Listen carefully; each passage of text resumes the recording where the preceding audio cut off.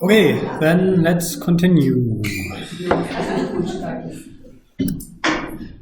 The next type of cognitive event-related potentials we're looking at are what I call language-related event-related potentials, because they're language-related. And there are two language-related ERPs that people who work on the neuropsychology of language often talk about, namely the N400 and the P600. And they are elicited by two typical paradigms that differ. So the standard paradigm used for N400 and P600 is a word-by-word visual presentation of sentences. So you see like the coming up, and then woman walks across the street, something like that. And you see each word of the sentence in isolation, so you don't have the whole sentence in front of you, but you get it one after the other. And then some violations are, some expectancy violations are induced. So, typical example for the N400: while I was visiting my hometown, I had lunch with several old shirts.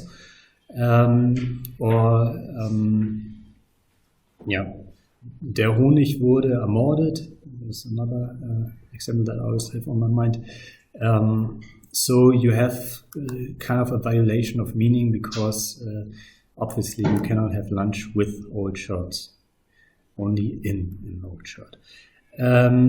And then you compare the response to this violation of context, semantic context, so the ERP in response to shirts, with the ERP in response to friends, because the words were presented, of course, in the paradigm, each one individually. We will see a picture of that. So that's the typical N400. Then there's also the P600, which is evoked by syntactic violations. So if people cannot speak, you detect that, or your brain detects that. So the broker persuaded to sell the stock versus the broker hoped to sell. What? The broker persuaded. Sorry, I can't read and I can't speak English. So the broker persuaded to sell the stock, where you assume that after the broker persuaded, you hear whom, he or she or he persuaded, they, I should say. But does it really sound good? So one should say they. So the broker persuaded whom to sell the stock. So you don't really know who they persuaded. They, the broker. Any language related ERP in your brain? Anyway, that's the official language one should use, and I think it's okay. And one also, of course, learns to adapt to that with the whole thing.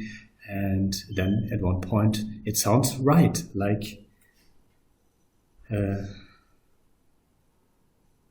ich bin Bahnhof, ich bin Flughafen. That used to be wrong, but you get wir sind Papst. Sounds completely normal. Anyway, okay, so I'm getting a little bit off track here. So syntactic violations, P600. Electrode level effects, it's a negativity, the N400, central parietal, and obviously it's around 400 milliseconds. Is slightly larger on the right than the left hemisphere, because I think language is on the right or something. So that no, it's the other way. I think it's language is on the left, and it projects more to the right. So I'm not a big fan of this lateralization literature. Same as for gender differences.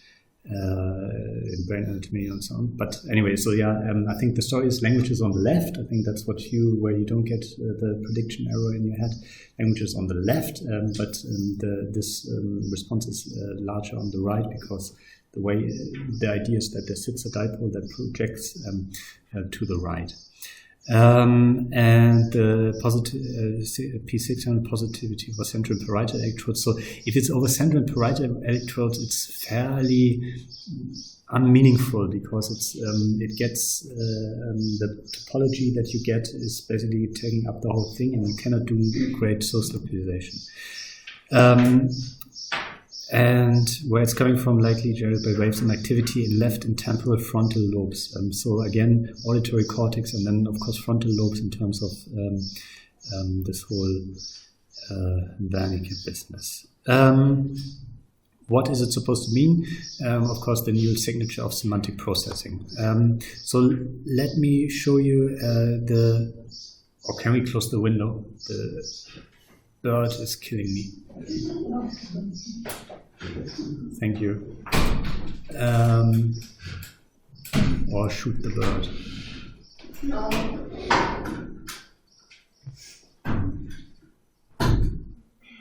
Thank you. So this is that's the discovery or the description of the N400 as it was done by Kudas and Hilliard in 1980, and it was published in Science when you still could do ERP papers and get into Science. So I don't remember her first name right now, but she's famous for the N400. So this is what I told you. So the words are presented one by one. So it was his first day at work, and this is when the stimulus occurred. And then, of course, you see for this electrode, which I guess is some central electrode, maybe it's CZ, does it say? No, CZ. You see that, of course, you get an ERP essentially for each presentation of each word. Again, positivity downwards, because we're still in the 80s. And then the important thing is what happens with respect to the semantic violation. So he spread the warm bread with socks, and for the socks you get the N400, so negativity plotted upwards compared to work. And this we don't have to talk about. There was something, I think there was a target word and they had to respond to that or something. So the important thing here is the N400, which is this 400 millisecond response to a deviant word in terms of the semantic context.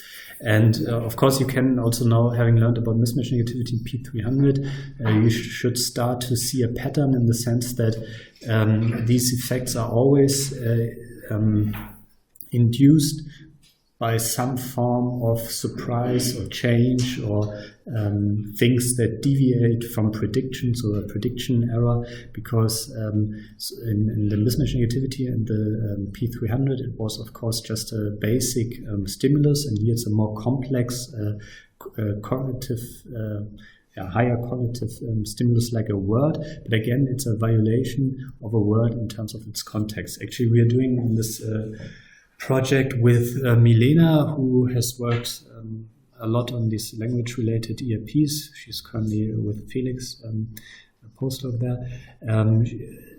There we are using a paradigm that doesn't use sentences, but it uses just words and different categories of words. So, for example, living and non-living.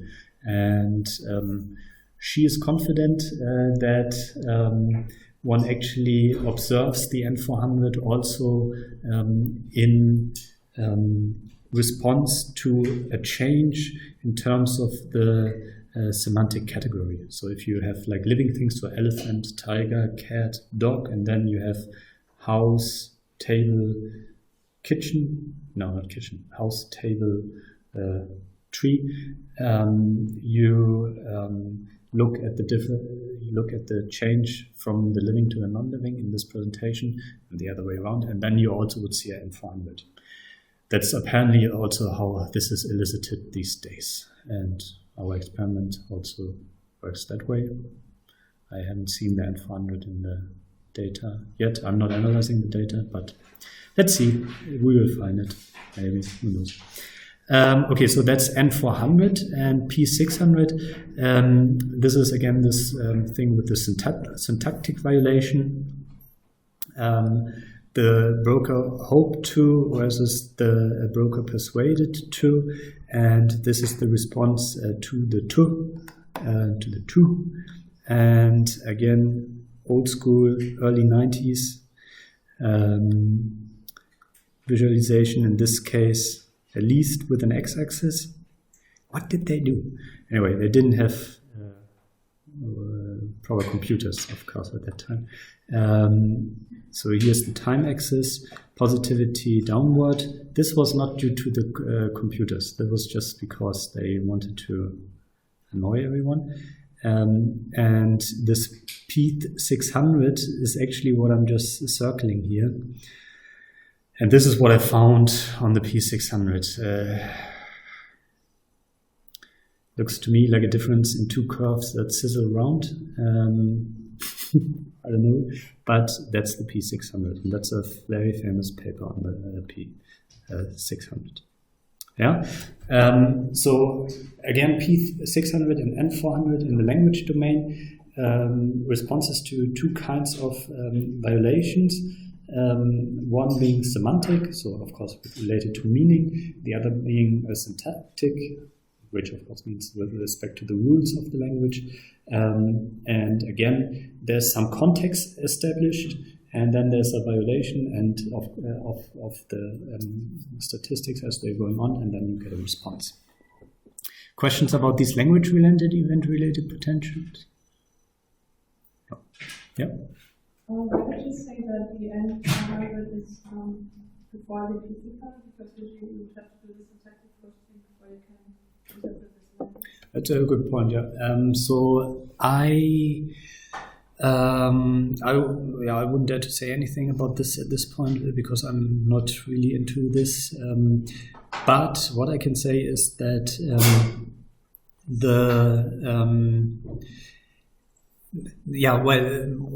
one thing is that they, of course, are. I guess there must be an experiment that tried to elicit both an N400 and a P600, but typically, so the way I presented here, these are different experiments, or the stimulus that you present is different. So you would not assume that you, for example, if you have the sentence "the broker hoped to" versus "the broker persuaded to," that you would have a violation in terms of semantics with the to, because it's not to versus to, but here you only have this syntactic violation that there was something missing before. So the P600 then and the N400 wouldn't occur at the same time if you would manipulate it in such a way that you both have a syntactic and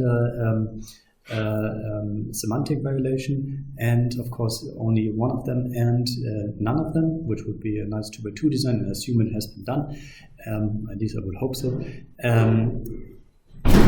Then I could at least think that the N400 is occurring earlier because after all it's a more automatic thing in the sense that, and this of course this is very much related to the statistics of language. So, of course, you rarely hear sentences, or nobody ever says that I had lunch with 3 old shirts. So this is really surprising and really grabs your attention, whereas that somebody doesn't get a sentence right. I mean, that's your Monday morning, essentially. So if you listen to my sentences, they are horrible. They are very long, and then there's a semicolon and so on. But you somehow can deal with it. Not very good, because you fall asleep after like 1 hour or so. But yeah, you still have the feeling that you know what's going on, meaning that it's a little bit hard, you're less sensitive, or you need a little bit more of cognitive effort to figure out where the sentence was wrong that you just listened to. And this is how I could argue from a neuropsychological story of why the P600 is later than the N400. But that was really just arguing.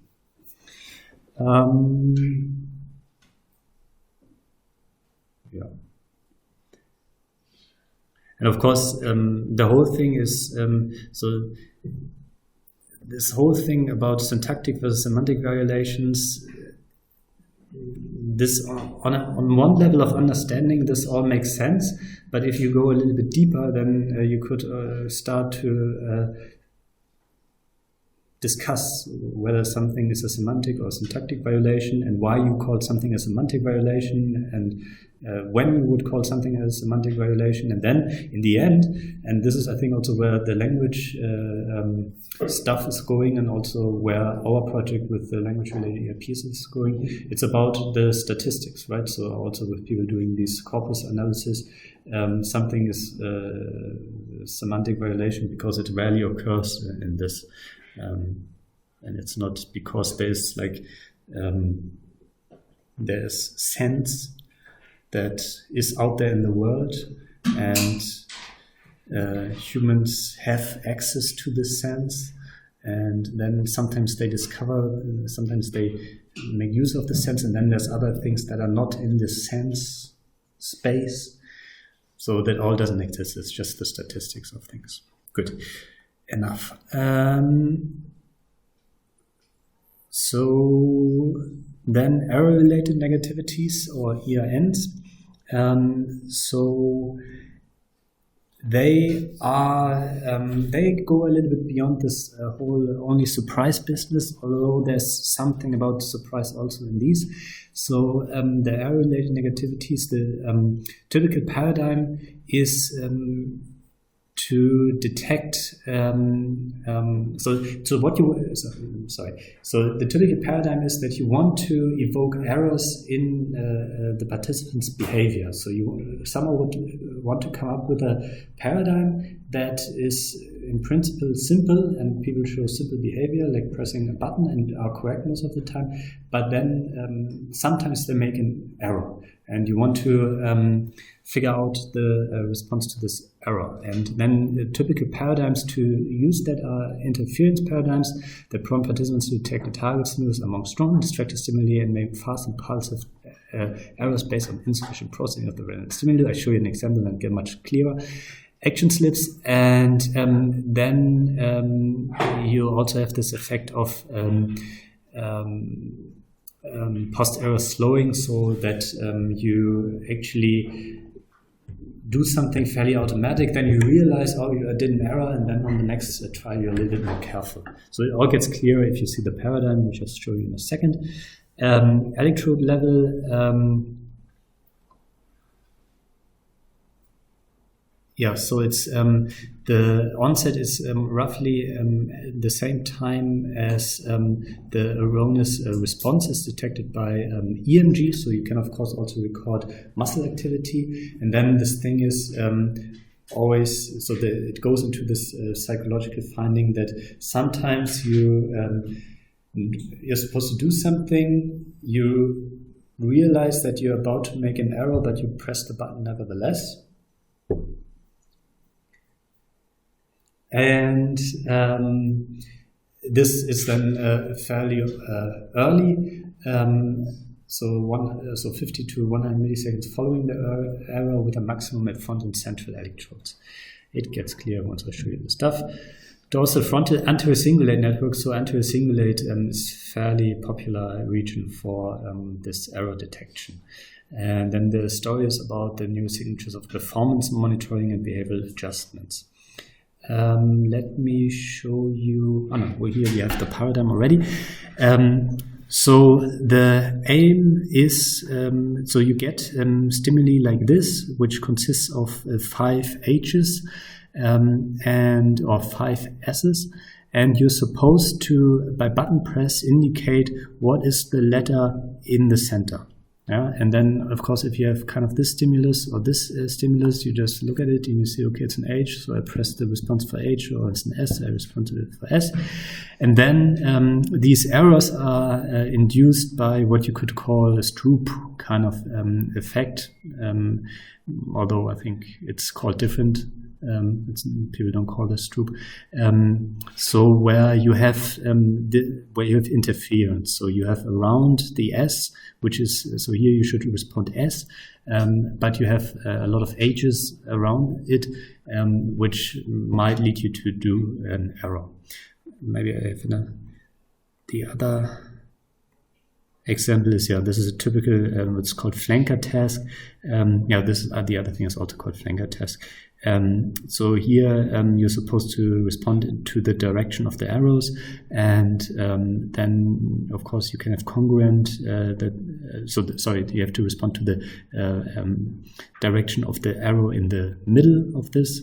So the center arrow, and then you can have arrows supporting your arrow, so congruent cases or incongruent cases, and then sometimes you make mistakes, especially if you are supposed to be really fast. And then what you see is on the electrode level, if you synchronize these things with the Emg onset, so this is now when you find the first muscle activity that people are about to press a button, but you look here at electrode CZ, you see a fairly early negativity, still early 90s, so upwards. So you see this negativity here, which is referred to as this error-related negativity, because it comes up if people make an error versus if they don't make an error. Yeah. Does this match what you did on ERN? So what was the paradigm there? With what kind of stimulus? Yeah, whether with letters or with arrows? With arrows. No. So, calling this a flanker toss? These are not arrows. I mean, why not call this also a flanker toss? But of course, you can also, of course, with the arrows, you have an additional thing which you also could, of course, point out and then write a high impact paper. You, of course, also induce. Because you always respond with two hands, you also prime kind of one direction in space. Didn't we have this talk about this also here? That, of course, it's a kind of stronger task if you have an arrow that points into a certain direction, and you might even respond to arrow pointing to the right with your right hand, or maybe you balance that, but if you point with the right hand, then of course that's you might be even more prone to actually make errors or respond to this visual stimulus than if you have letters. Now, if you have the letters L and R, then this might be again less of an issue. We have people respond with the same hand. With the same hand, but still with two fingers. And did you counterbalance to which direction? So so sometimes some people had to respond to left arrows with the index fingers and some to the right. And was it always that the right was with the middle finger and the left? Yeah. See, so it can be useful. So sometimes, I'm not a person who constantly looks for confounds. So if you use this task for something. And you just wanted to have a strong error-related negativity, of course, that's a good design. If you did some other orthogonal manipulation. So what was the other manipulation? You mean psychological? No, yeah, well, you didn't just do a flanker task. Yeah, that was just well, there were other tasks, but I did not. And why did you do that? Well, we made people fill out questionnaires, so depending on whether they have low or high depression. Okay. Yep. And there you wanted maybe a strong ERN. So then the story about this error-related negativity and the detection of errors even goes a little bit further into what is then called performance monitoring, in the sense that people don't only use, or let's say that this electrophysiological response is not only indicative of errors per se, but also matches in size how much people then adjust their behavior post that. So this always a little bit, I always find this a little bit funny if then people talk about performance monitoring, adjusting behaviors, and you think about these big things, how you learn that if you don't come early to class, then you might not take part in the active participation or something. So these kind of complex things, but what they really mean is that the ERN is indicative of your reaction time on the next trial. Yeah, so this is then performance monitoring and behavioral adjustments, and these things, they are like once you made a mistake and you have a very strong ERN to this mistake because you really feel bad about it, then it's likely that on the next trial your reaction time is actually delayed much more because you're trying to be more careful. If the event-related, the error-related negativity is less strong, although the same thing happened. I mean, you just did an error, then you don't adapt to your action time. And of course, this can be due to multiple things that maybe you didn't even realize that you made an error. So why should you then adapt your behavior? Or you made an error, but you've done so many errors in this experiment now, so at one point you really don't care anymore and you just want to go home. But this is then the behavioral adaptation part of this, and that's interesting. And from looking at this data, that actually looks quite convincing. Good. So the question is, where is this generated? And there was Markus Ulzberger. He's kind of the German error-related negativity / performance monitoring person. He's in Magdeburg, and he did a study with Stefan Debner back in 2006, which pushed a little bit EEG fMRI for like 2 years.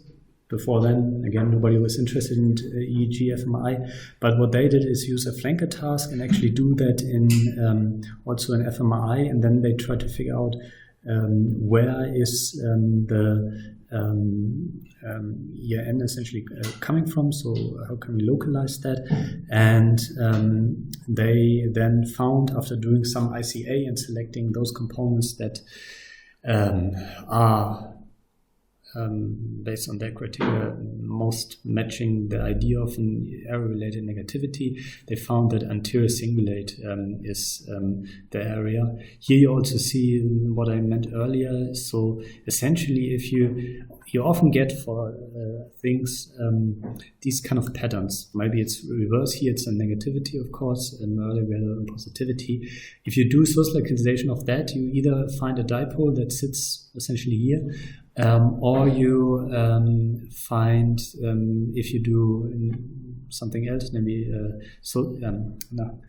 multiple source reconstruction, which we also come to, you find most of the brain activated. So these kind of topological topographies, they, for EEG source localization, they are not that helpful because you always get the same thing, of course, from them. And nothing special. Okay, so that's my story about error-related negativities. Anything to add from your side? No.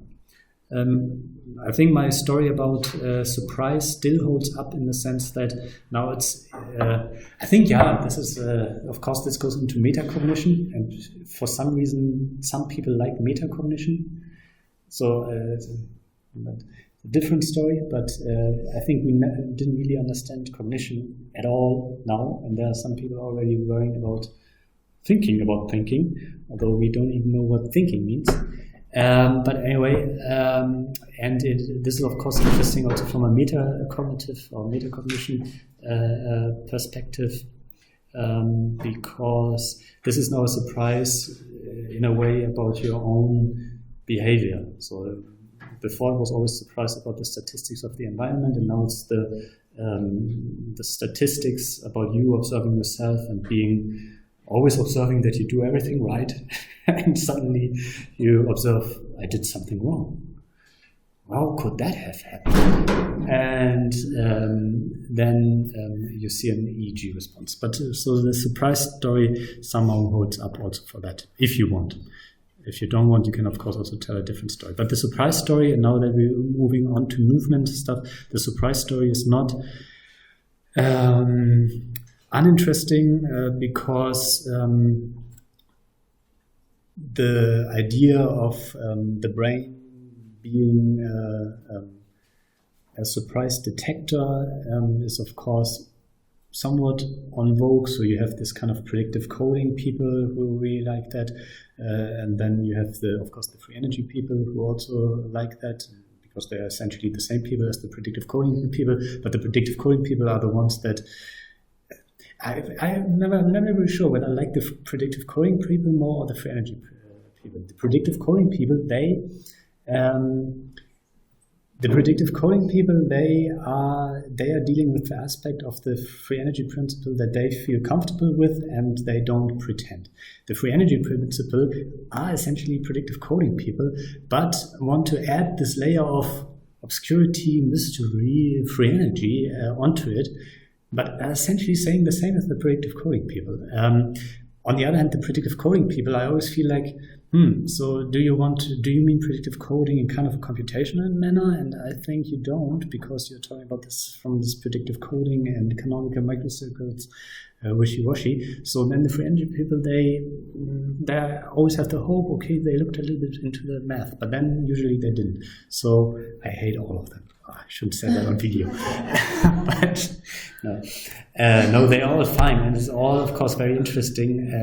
But the whole thing relates to surprise, and the nice thing that why I like this, and I also like that there are people who do this predictive coding and the free energy and so on, is because this is not formalized much, but this is really something that lends itself to formalization, because of course, statistical inference procedures that are described also capitalize on this, so that you, if there's some change, then you might incorporate that into your statistical inference procedure, but you also might want to adapt these statistical inference procedures so that it's more biological. So this is why I like this ERPs, and that people are also interested in that. I actually don't see. So of course the big new thing is not so much deep neural networks. That's like almost over, but like artificial intelligence, I think, is these days the thing. And I'm not sure how much of this surprise stuff has already found its way into the AI stuff. But let's see what happens and what we can contribute to that. Good. So that's the surprise story. And then movement event-related potentials, which I now don't want to frame necessarily in terms of surprise, because they are movement event-related potentials that basically result from the fact that people press a button, and one now looks at actually self-paced stuff, and one looks at ERPs with respect to the onset of the motion. So standard paradigms are self-paced executions of movements, which of course then open all the free will issues and the Libet experiments that you know about, so that your brain knows like 300, 500 milliseconds before you do what you do, your brain already responds according to that. And this of course can only happen like in a self-paced movement execution aspect. And then you look at the ERP that is triggered by the electromyogram or movement onset, so not with respect to a stimulus. And what is also typical about this movement-related ERPs is that you look at longer time windows. So let's say -2 seconds to 1 second, where in a normal ERP, where your effects occur within like 400 milliseconds, you would not have this long intervals. So what can one find? Yeah, one can find this readiness potential, which is a long pre-movement negativity, which one might be able to dissociate into an early, which is early readiness potential, which comes more from anterior supplementary motor areas. And then a late readiness potential, which is more from motor cortex. And then there are what's called the lateralized motor potential, which is contralateral to motor cortex activity, so that's later, and the pre-movement positivity I will show you in more detail. And then these are recorded mainly from CZ, or of course the motor cortices, and are relatively large actually in terms of their response. And of course, you should keep in mind that if you average your ERP data with respect to stimulus onset, and people do a task, of course, what's happening late in your ERP will, of course, also be influenced by that people might at that point actually press a button. So although you're not focusing on that and not averaging with respect to the button press, so some stuff that is jittered over time will average out, but of course it also plays into in these ERPs where you have button presses. Coming from motor-related brain areas, and then of course the whole thing in terms of self-paced execution of movements is people are interested in volition, free will. A little bit more mundane, it would be studying actually motor preparation or action execution. So that's from this review. This shows again the motor areas which are in the anterior bank of the central sulcus, with the primary motor cortex directly there, and then a little bit more to the front supplementary motor areas, primarily to the middle, and premotor cortex more on the lateral hemisphere, but both of them more anterior. Then the primary motor cortex. Of course, in the primary motor cortex, you have the pyramidal cell neurons that then project through the capsula interna to your relay stations in the spinal cord, which then, of course, let your limbs move. Here, what you see is the activity onset here at 0, and what you can see is that there's a shift towards, in this case, positive potentials for a long time. So this is why you're looking at here 2 seconds prior to what's going on, prior to that people move, and you see this build up, and then you see the stronger build up in a late phase, and then so that's the late readiness potentials, and then briefly after the activity onset, you see this lateralized motor, what's it called, lateralized motor potential and pre-movement positivity. So the important thing is that, of course, you have some activity once you press the button in motor cortices, but you have also, before you press the button, there's some buildup of activity. So the way I always vision that is, of course, it's not as if you press a button, or here we have finger abduction, finger flexion, elbow flexion, shoulder abduction, and so on. Of course, there's not a single neuron that drives this kind of limb movement, but it needs more neurons. And now if you're trying to make a movement, we will get out in a second. If you make a movement, of course, the neurons need to be recruited, right? So you you make the free will decision, I will now move my limb. And then, of course, the neurons that drive all these muscles, sorry,